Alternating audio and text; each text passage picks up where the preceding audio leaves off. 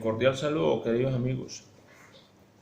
Vamos a iniciar un estudio acerca de la libertad. ¿Por qué hemos fracasado en la libertad? Sobre todo los pueblos, la ciudadanía. ¿Por qué el gobierno nos impone unos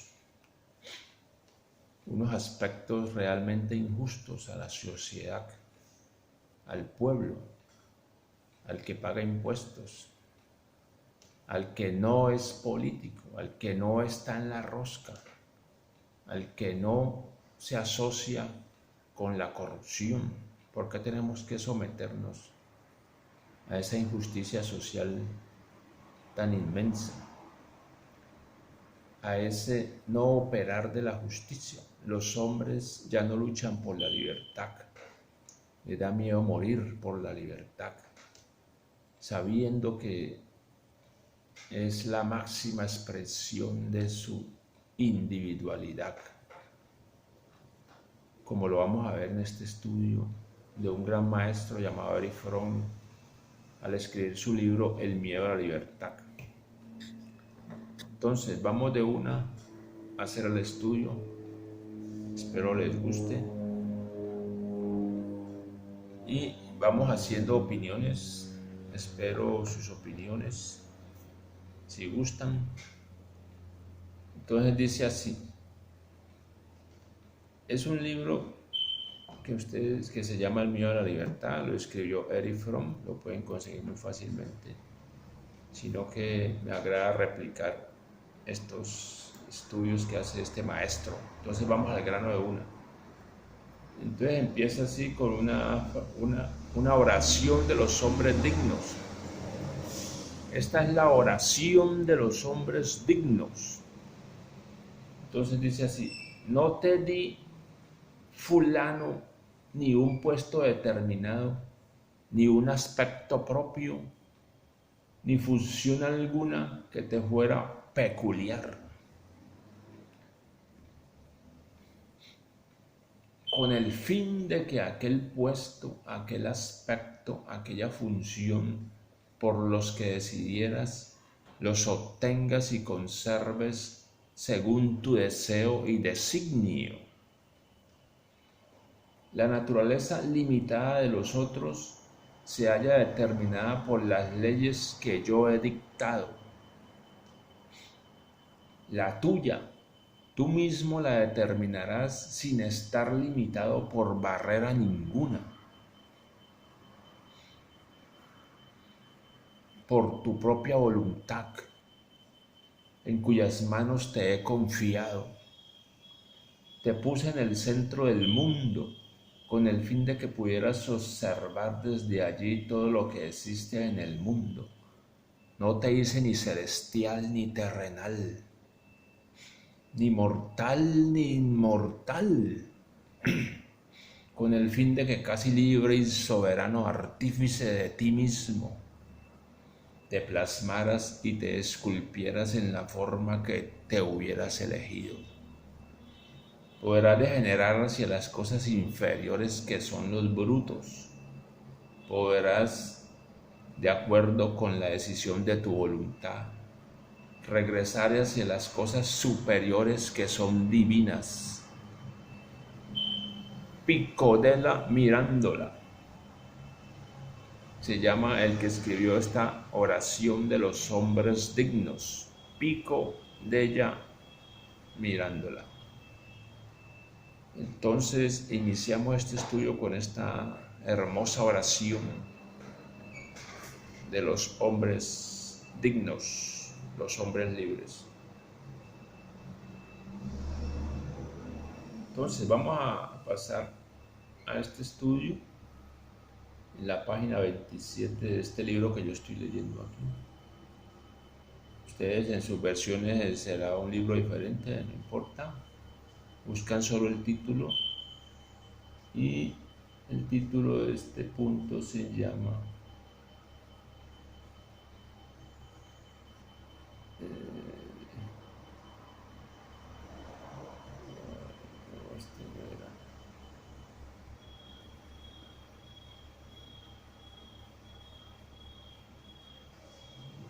Este libro es el libro... ya.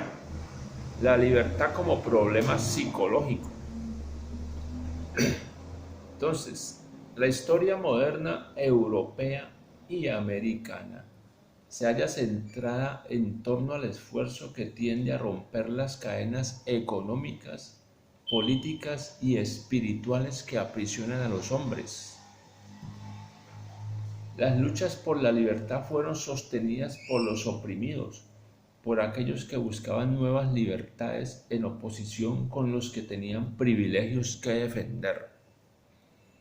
Al luchar una clase por su propia liberación del dominio ajeno, creía hacerlo por la libertad humana como tal y, por consiguiente, podía invocar un ideal y expresar aquella aspiración a la libertad que se halla arraigada en todos los oprimidos. Sin embargo, en las largas y virtualmente incesantes batallas por la libertad, las clases que una determinada etapa habían combatido contra la opresión se alienaban junto a los enemigos de la libertad, cuando ésta había sido ganada. Y les era preciso defender los privilegios recién adquiridos. Entonces, hemos visto a lo largo de la historia las luchas por la libertad y vemos cómo cuando se han ganado esos derechos, se vuelve otra vez y se alinean con los dirigentes y prácticamente se traiciona la libertad, se traiciona lo que se ha adquirido. Entonces vamos a estudiar cuáles son las causas de ese proceso.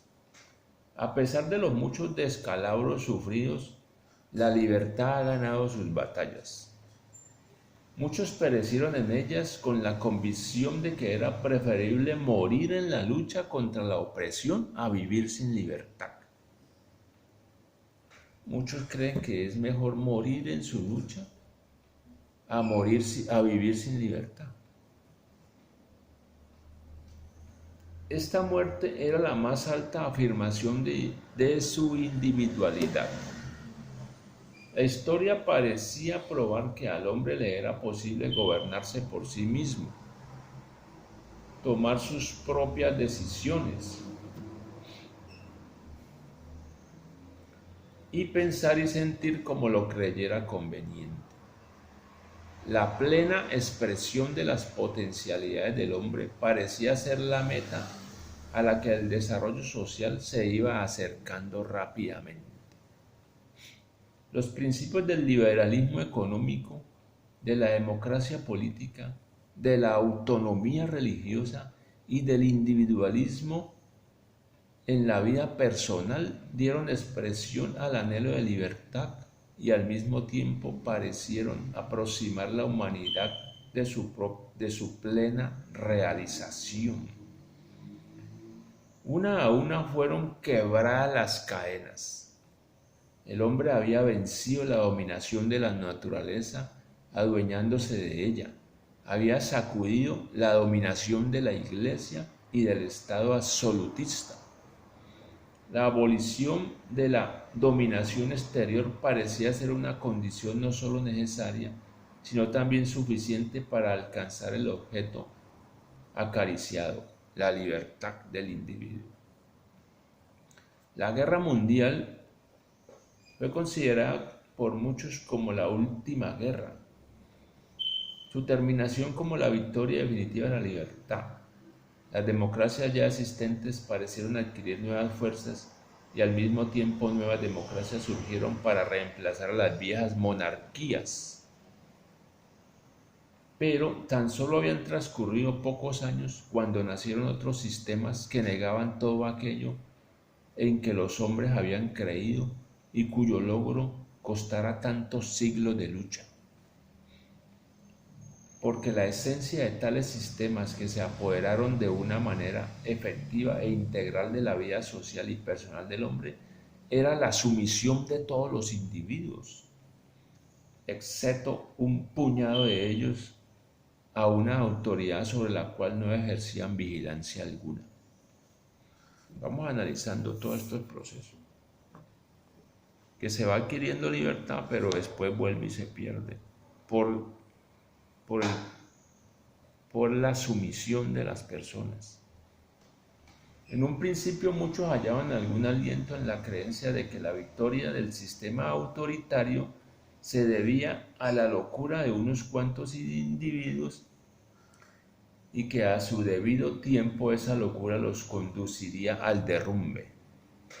Otros se satisfacían con pensar que al pueblo italiano o al alemán les faltaba una práctica suficiente de la democracia y que por lo tanto se podía esperar sin ninguna preocupación el momento en que estos pueblos alcanzaran la madurez política de las democracias occidentales.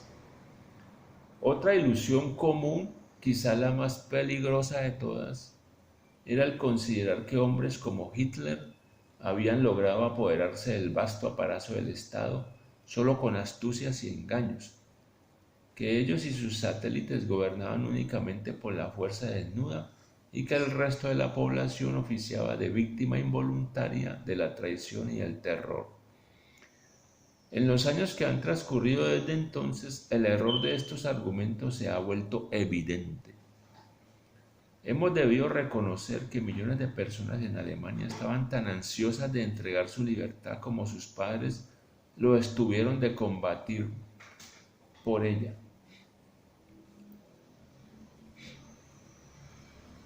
Que en lugar de desear la libertad buscaban caminos para rehuirla, que otros millones de individuos permanecieron indiferentes y no creían que valiera la pena luchar o morir en su defensa. También reconocemos que la crisis de la democracia no es un problema peculiar de Italia o Alemania, sino que se plantea en todo Estado moderno. Bien poco interesan los símbolos bajo los cuales se cobijan los enemigos de la libertad humana.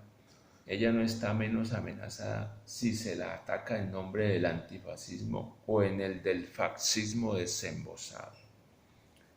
Esta verdad ha sido formulada con tanta eficacia por John Dewey que quiero expresarla con las mismas palabras. Entonces esto lo dice John Dewey. La amenaza más seria para nuestra democracia no es la existencia de los estados totalitarios extranjeros, es la existencia en nuestras propias actitudes personales y en nuestras propias instituciones, de aquellos mismos factores que en esos países han otorgado la victoria a la autoridad exterior y estructurado la disciplina, la uniformidad y la confianza en el líder. Por lo tanto, el campo de batalla está también aquí, en nosotros mismos y en nuestras instituciones. Esto lo dijo John Dewey. Si queremos combatir el fascismo, debemos entenderlo, el pensamiento que se deja engañar a sí mismo, guiándose por el deseo, no nos ayudará y el reclamar fórmulas optimistas resultará anticuado e inútil, como lo es una danza india para provocar la lluvia.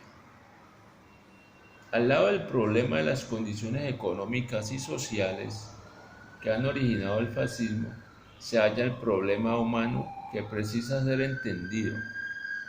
Este libro se propone analizar aquellos factores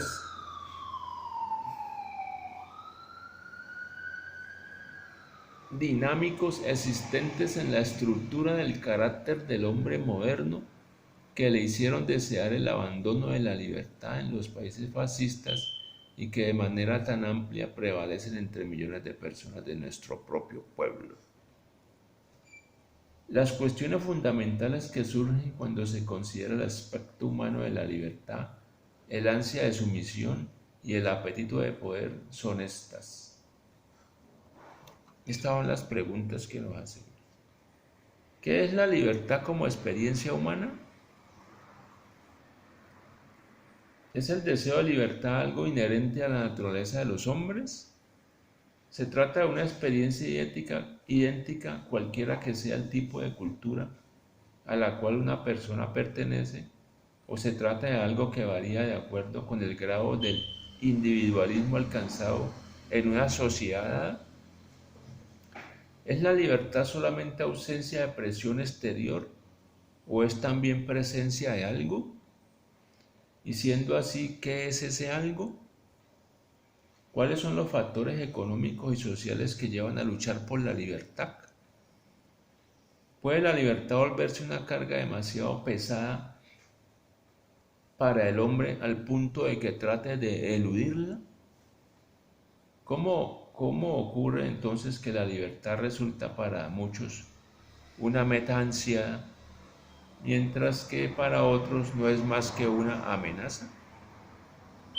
¿No existirá tal vez junto a un deseo innato de libertad un anhelo instintivo de sumisión? Y si esto no existe, ¿cómo podemos explicar la atracción que sobre tantas personas ejerce actualmente el sometimiento al líder? El sometimiento se dará siempre con respecto a una autoridad exterior, o existe también en relación con autoridades que se han internalizado, autoridades que tenemos adentro, tales como el deber o la conciencia, o con respecto a la coerción ejercida por íntimos impulsos, o frente a autoridades anónimas como la opinión pública. ¿Hay acaso una satisfacción oculta en el sometimiento? Y si la hay, ¿en qué consiste? ¿Qué es lo que origina en el hombre un insaciable apetito de poder? ¿Es el impulso de su energía vital o es alguna debilidad fundamental y la incapacidad de experimentar la vida de una manera espontánea y amable? ¿Cuáles son las condiciones psicológicas que originan la fuerza de esta codicia?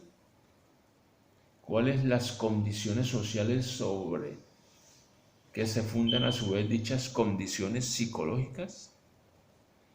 El análisis del aspecto humano de la libertad y las fuerzas autoritarias. Vamos a dejar hasta ahí para no hacer pesado este primer capítulo de este video acerca del estudio de la libertad, para que vamos asumiendo con paciencia este estudio. Muchas gracias y nos vemos en el próximo video.